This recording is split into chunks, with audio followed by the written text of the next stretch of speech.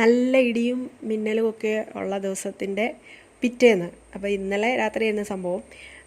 ഇതുപോലെ ഇടിയും മിന്നലും ഒക്കെ ഉണ്ടായിരുന്നു. അപ്പോൾ പിറ്റേ ദിവസം നമ്മൾ രാവിലെ നോക്കുമ്പോൾ ചെടിക്ക് വെള്ളം ഒഴിക്കാൻ വേണ്ടി രാവിലെ ഇറങ്ങിയ കേട്ടോ നോർമലി. അപ്പോഴത്തേനും നോക്കുമ്പോൾ എന്താണെന്ന് വെളുത്ത് വലിയ ചെറിയ ചെറിയ വട്ടയപ്പങ്ങൾ ഇങ്ങനെ നിരത്തി വെച്ചിരിക്കുന്ന മാതിരി എന്തോന്നോ കിടക്കുന്നോ.